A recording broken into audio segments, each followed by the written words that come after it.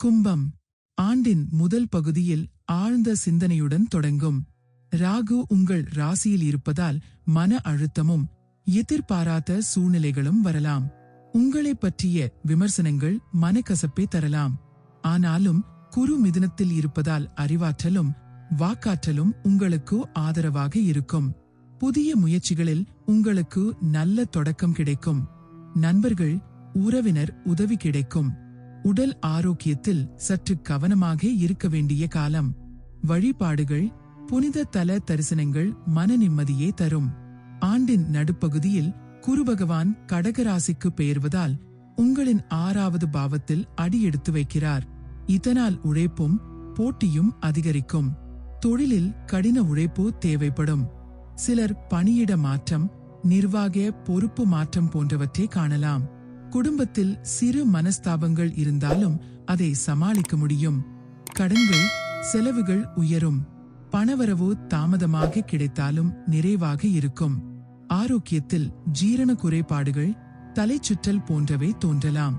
இருப்பினும் உங்கள் ராசி அதிபதி சனி பகவான் உழைப்புக்கு ஏற்ற நல்ல பலனை தருவார். ஆண்டின் இறுதி பகுதியில் பெரும் மாற்றங்களும் சுகமான திருப்பங்களும் தரும்.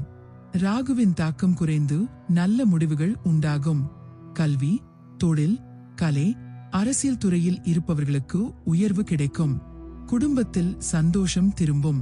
தூர பயணங்கள், வெளிநாட்டு வாய்ப்புகள் உருவாகும். உங்கள் முயற்சிகளுக்கு அங்கீகாரம் கிடைக்கும். கடன்கள் குறையும். உறவுகளில் புரிதல் கூடும். ஆரோக்கியம் 2026ஆம் ஆண்டில் கும்ப ராசிக்காரர்களின் உடல் ஆரோக்கியம் சராசரியான நிலையில் இருக்கும். ராகு ராசியில் இருப்பதால் மன அழுத்தம், தூக்கமின்மை மற்றும் இரத்த அழுத்தம் போன்ற சிறிய சிரமங்கள் தோன்றலாம். ஆண்டு தொடக்கத்தில் உணவு முறையில் ஒழுங்கு கடைபிடிக்காவிட்டால் ஜீரண கோளாறுகள் ஏற்படும் வாய்ப்பு உண்டு. நடுப்பகுதியில் குரு பகவான் கடகராசிக்கு பெயர்ச்சியடைவதால் உழைப்பு அதிகரிப்பினால் சோர்வு தோன்றலாம். தினசரி யோகா, பிராணாயாமம், தியானம் ஆகியவற்றை செய்தால் ஆரோக்கியம் உறுதியாவதோடு மன அமைதி நிலை பெறும். ஆண்டு இறுதியில் உடல் மற்றும் மனநலம் இரண்டும் சீராகி புத்துணர்ச்சி திரும்பும். குடும்பம் மற்றும் பொருளாதாரம் 2026ஆம் ஆண்டில் குடும்ப வாழ்க்கை மிதமான தொடக்கத்துடன் ஆரம்பமாகும். ஆண்டு தொடக்கத்தில் ராகுவின் தாக்கத்தால் சிறு மனக்கசப்புகள் தோன்றலாம். நடுப்பகுதிக்குள் உறவுகளில் புரிதல் மற்றும் நம்பிக்கை மீண்டும் நிலை பெறும். துணைவர் மற்றும் பெற்றோரிடையே அமைதி நிலவும். குழந்தைகள் கல்வி மற்றும் தொழிலில் சிறந்த முன்னேற்றம் காண்பர். ஆண்டு இறுதியில் புது வீடு, திருமண நிச்சயம், குழந்தை பாக்கியம் போன்ற நிகழ்வுகள் நிகழும் வாய்ப்பு உண்டு. நீண்ட நாள் புறக்கணிக்கப்பட்ட உறவுகள் மீண்டும் இணைந்து வீட்டில் ஒற்றுமை நிலை பெறும். ஆண்டு தொடக்கத்தில் பொருளாதாரம் சற்று மந்தமாக இருந்தாலும் ஏப்ரல் மாதத்திற்கு பிறகு நிலைமை சீராகும்.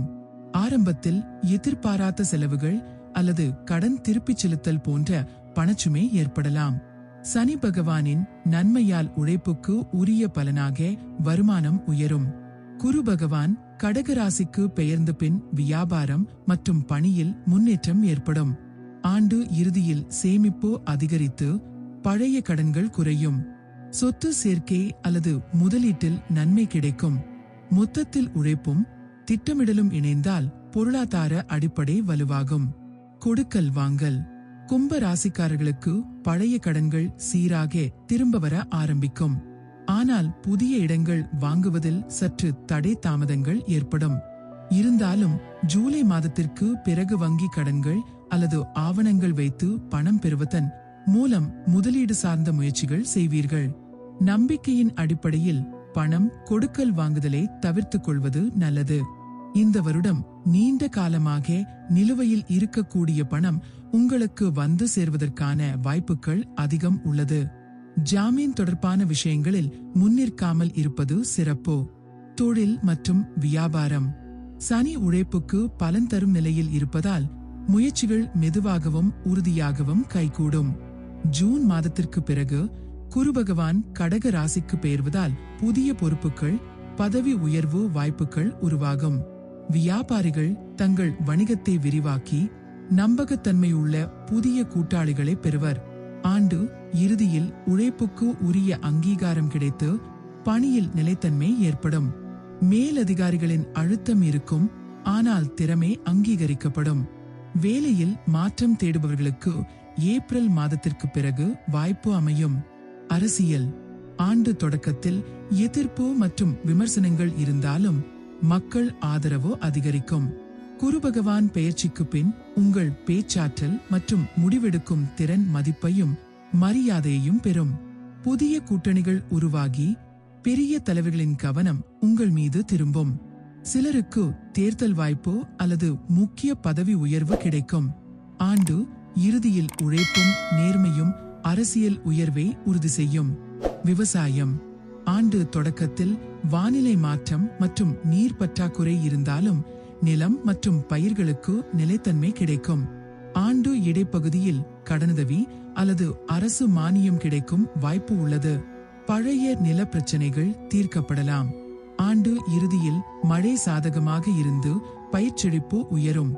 நெல், மிளகு போன்ற பயிர்களில் நல்ல விலை கிடைக்கும். உழைப்புக்கு உரிய பலனும் பண்ணை வளர்ச்சிக்கு நன்மையும் கிடைக்கும். கல்வி ஆண்டு தொடக்கத்தில் மாணவர்கள் கவனத்தை திரட்டுவதில் சற்று சிரமம் அனுபவிக்கக்கூடும். மார்ச் மாதத்திற்கு பிறகு கல்வியில் முன்னேற்றம் காணப்படும். போட்டித் தேர்வுகளில் பங்கேற்கும் மாணவர்களுக்கு நடுப்பகுதி சாதகமாக அமையும். கலைத்துறையினருக்கு புதிய வாய்ப்புகள், மேடை வெளிச்சங்கள், ஊடக அங்கீகாரம் கிடைக்கும். படைப்பாற்றல் புதிய பரிமாணத்தை அடையும்.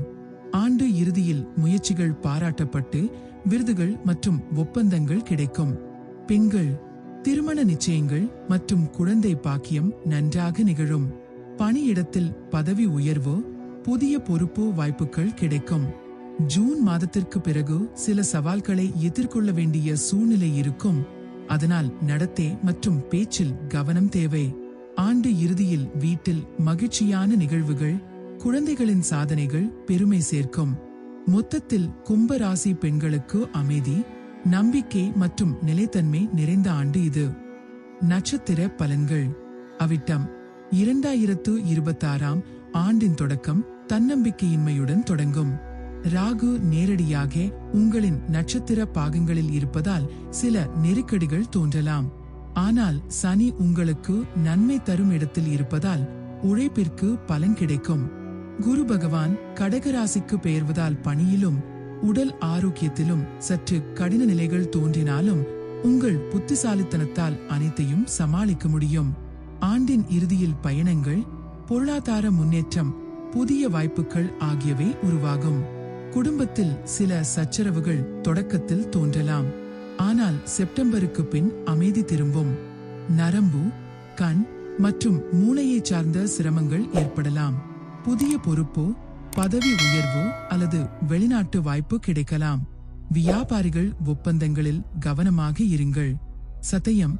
சதயம் நட்சத்திரக்காரர்களுக்கு 2026 ஆண்டு ஒரு மிக முக்கியமான மாற்றமான ஆண்டாகும். ராகு பகவான் ராசியில் இருப்பதால் வாழ்க்கையில் புதிய மாற்றம் ஏற்படும். வேலை, தொழில் அல்லது கல்வித்துறைகளில் புதிய தொடக்கம் இருக்கும். குரு மிதுனத்தில் இருக்கும் முதல் அரையாண்டில் உங்கள் திறமை, பேச்சாற்றல், சமூக மதிப்பு அதிகரிக்கும். கடகத்தில் குரு சென்ற பிறகு உழைப்பும் அதிகரிக்கும். ஆனால் அதற்கேற்ற பலனும் கிடைக்கும். குடும்பத்தில் மகிழ்ச்சியான நிகழ்வுகள், திருமணம், குழந்தை பாக்கியம், வீடு வாங்குதல் உருவாகும். பழைய பிரச்சனைகள் தீரும். தலைவலி, இரத்த அழுத்தம், மன அழுத்தம் போன்றவை வரலாம். யோகா, பிராணாயாமம் நன்மை தரும். உழைப்புக்கு உரிய பலன் கிடைக்கும். முந்தைய கடன்களை அடைத்துவிட முடியும். வங்கி சேமிப்புகள் உயரும். புது ஒப்பந்தங்கள், மேம்பட்ட பொறுப்புகள், அதிகாரிகளின் பாராட்டுகள் கிடைக்கும். வெளிநாடு செல்லும் வாய்ப்புகளும் உருவாகும். பூரட்டாதி இந்த நட்சத்திரத்தினருக்கு 2026 ஆண்டு அறிவாற்றலும் ஆன்மீக முன்னேற்றமும் தரும். சனி உங்கள் 2ஆம் பாவத்தில் இருப்பதால் பொருளாதாரம் சிறப்பாக நிலைநிறுத்தப்படும். குரு கடக ராசிக்கு சென்ற பின் உங்கள் உழைப்புக்கும் திட்டமிடலுக்கும் அங்கீகாரம் கிடைக்கும். தொடக்கத்தில் சில மனப்பாரங்கள் இருந்தாலும் ஆண்டு நடுப்பகுதிக்குள் தீர்வு கிடைக்கும். ஆண்டின் இறுதியில் குடும்ப அமைதி, பணவரவு உயர்வு, சிறு சொத்து சேர்க்கை போன்ற நன்மைகள் நிகழும். குடும்ப உறவுகள் நல்லிணக்கத்துடன் இருக்கும். நீண்ட கால பிரச்சனைகள் முடிவுக்கு வரும். ராசிக்கு 6இல் குரு இருக்கும் காரணத்தினால் சிறு சோர்வு, வயிற்றுப்புண் போன்றவை தோன்றலாம். உடற்பயிற்சி அவசியம். பணவரவு தொடர்ந்து இருக்கும். சொத்து சேர்க்கை, வங்கி சேமிப்பு, தங்க முதலீடு ஆகியவை நன்மை தரும்.